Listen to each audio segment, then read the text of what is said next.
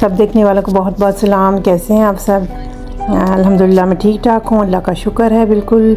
अल्लाह ताला सबको अपनी हिफाजत में रखे। नई सुबह का आगाज़ करते हैं, दिन शुरू करते हैं और सबसे पहले अनस को लेने के लिए जाएंगे। अनस के आजकल पेपर्स हो रहे थे तो उसके लिए ये जल्दी निकलना पड़ता है घर से। 11 बजे उसको छुट्टी हो जाती है तो उसके लिए फिर मुझे जल्दी घर से निकलना पड़ता है। तो चलें जी, इंशाल्लाह उसको ले लिया है। अब घर वापस आके आज खाना वगैरह बनाऊंगी घर पे खुद ही। और यह है कि आज बाहर का चक्कर जो है ना वो नहीं लगाऊंगी, घर पे ही रहूँगी। कल इतना ज़्यादा घूम फिर लिया था, मैं बहुत थक गई हुई थी। आज यही सोचा था कि आज मैंने कहीं भी नहीं जाना और घर पे ही रहूँगी। तो आज मैं बनाने लगी हूँ दाल कद्दू और साथ साथ आपको रेसिपी भी बताती हूँ। ये रेसिपी जो है मैं आपको उससे शेयर करती हूँ, अपनी अम्मी की रेसिपी है मेरी, तो वो मैं शेयर करूँगी। और बड़े मज़े के ये दाल कद्दू बनते हैं। तो चलें जी शुरू करती हूँ, साथ साथ बातें भी करते हैं और साथ में आपको रेसिपी भी बताती हूँ।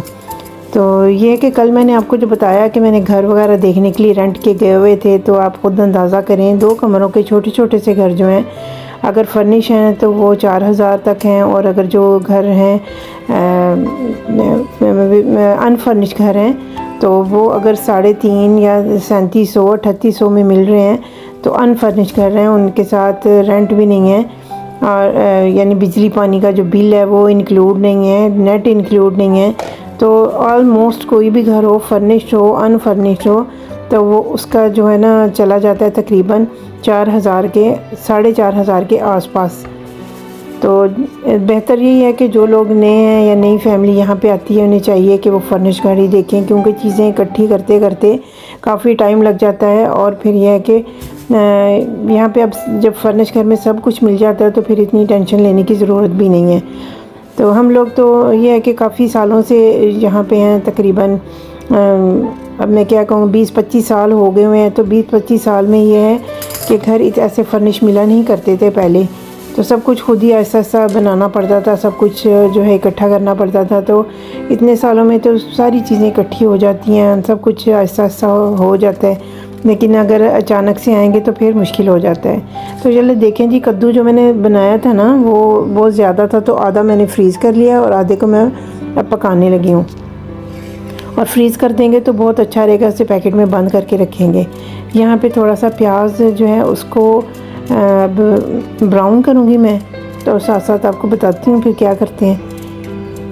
तो चलें जी, बात कर रहे थे घर की। तो घर की ये बात है कि जो नई फैमिलीज़ हैं उनके लिए फ़र्निश घर जो है वो बहुत बेहतरीन है। और अब कोई भी अगर यहाँ पे नया आता है, सेटल होता है, तो उसको ये अंदाज़ा होना चाहिए कि 2 कमरों का घर जो है आपको 4500 के आसपास ही मिलेगा। 4500 के आसपास ही होगा। उसमें नेट और बिजली पानी का बिल और साथ में रेंट घर का जो है वो आपको इतने में ही मिलेगा। बाज़ ऐसी जगह होती हैं जहाँ पे विले हैं, जैसे यहाँ पे विले होते हैं। तो विलाज में ये होता है आपके घर के उन्होंने पोर्शन बनाए होते हैं, एक विले को उन्होंने 5-6 पोर्शन में बांटा होता है। तो ये पोर्शन बाज़ दफ़ा बहुत छोटे छोटे होते हैं और मतलब सूट नहीं करते हैं हम लोगों को, चीज़ें ज़्यादा होती हैं तो सूट नहीं करते हम लोगों को। लेकिन अगर कोई हमें सूट करता है घर तो फिर यह है कि उसका रेंट ज़्यादा होता है।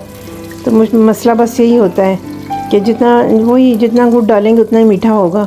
तो ये है कि अगर विले हम लेते हैं, विले में कोई पोर्शन लेते हैं तो उसमें काफ़ी दफ़ा ये होता है बिजली पानी इंक्लूड होता है, उसमें अलग से उसका बिल नहीं देना पड़ता है। लेकिन यही है कि उसका रेंट जो होगा वो भी इतना ही होगा, 4300 4400।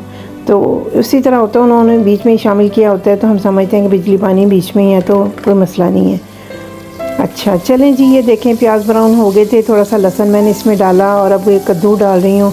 कद्दू को थोड़ा सा इसमें तेल में जो है भून लेते हैं और उसके बाद इसमें डालेंगे नमक मिर्च सब कुछ।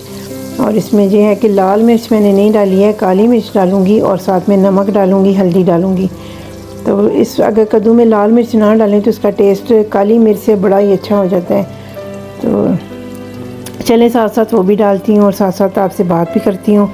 तो ये मैं कह रही थी कि जो घर यहाँ पे हैं, तो अगर 3 कमरे का घर हम यहाँ पे लेंगे तो 3 कमरे का घर जो है वो 5.5 और 5 के बीच होगा।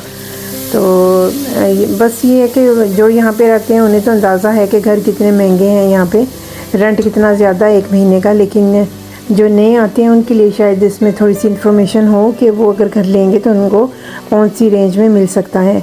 तो ये इलाके जो होते हैं, जो मुख्तलिफ़ शहर हैं, जैसे वाकरा है, जैसे मतार है, जैसे रियान है, जैसे और भी बहुत से इलाके हैं, मेज़र है, तो अपने अपने इलाके में इन्होंने सब कुछ बनाया होता है। यानी जब आप वाकरा में रह रहे हैं तो वाकरा में आपको सब कुछ मिलेगा। यहाँ पे मार्केट्स भी हैं, यहाँ पे मॉल भी हैं, यहाँ पे हर किस्म के रेस्टोरेंट हैं, खाने पीने की दुकानें, हर चीज़ है।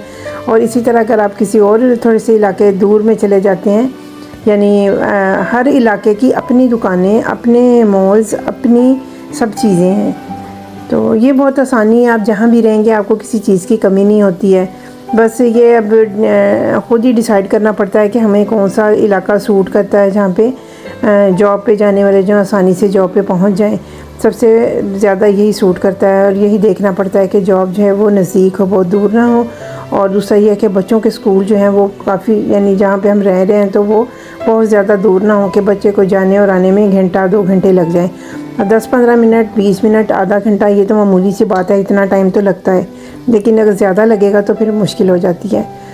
तो चले जी, कद्दू जो है उनके ऊपर मैंने डाल दिया है हल्दी और टमाटर, और ये काली मिर्च साथ में डाल रही हूँ, नमक डालूँगी इसमें, और बस ये 4-5 चीज़ें हैं जो डाली हैं। अब इसको थोड़ा सा भूनेंगे, बहुत ज़्यादा नहीं भूनना, इसको भूनेंगे। इसमें अब दाल डालेंगे और इसको स्टीम दे देंगे।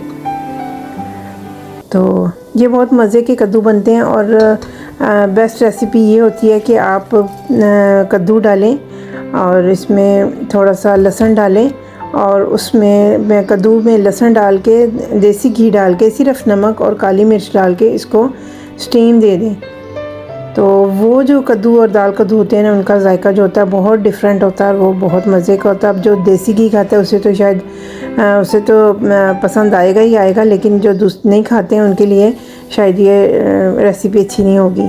तो मैंने तो तेल में बनाया है, देसी घी में नहीं बनाया है।